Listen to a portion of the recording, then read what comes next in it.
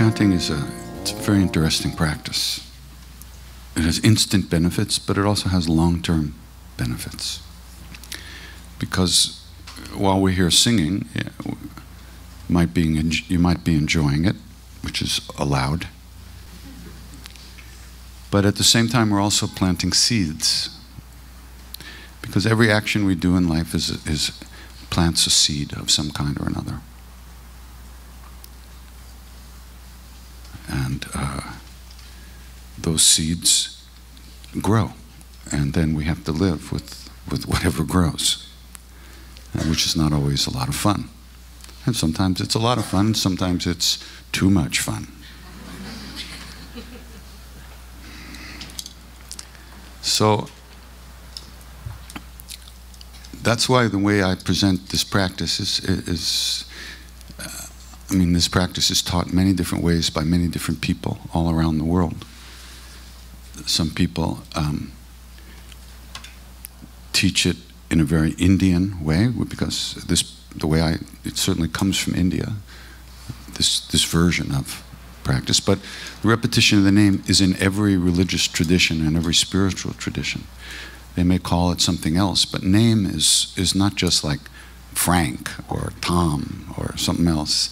Name is a real bona fide mystery.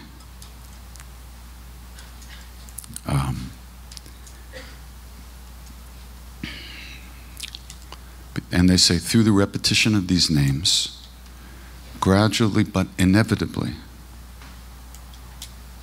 the inner presence, our inner being is uncovered, right? Which is an interesting concept. They're not telling us that we're creating anything that's not already there, right? You're not creating a good person inside of you because you don't like the bad person inside of you. It's not like that. We're uncovering what's already there, and what's already there is described in many ways, but a very simple way to describe it is basic goodness. Unfortunately, we are all naturally good. And I say unfortunately because it means we have absolutely no defense for our negative actions, for hating people, for hating ourselves, for being angry at people, for being greedy, for being selfish, for being ashamed, for having guilt. There's absolutely no good reason for that. Because inside, we are okay. That's a hard one to accept. Which is why in the East, you know, nothing works. The roads don't work, the phones don't work. Televisions don't work. Nothing works, but they're happy.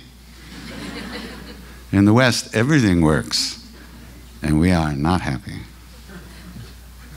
So, this is interesting. So these names are the names of that place within us. They're not the names, you could describe those names in many ways. You can describe them as the names of the Hindu deities, right? But what the hell does that mean? What are they? What are the Hindu deities? We don't know. Maybe they are a part of ourselves.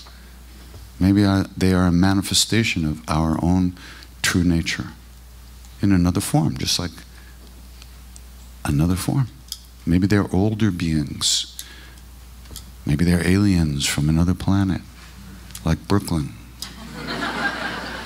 Oh, hey, I'm a Nets fan now, let's face it. The Knicks are finished. So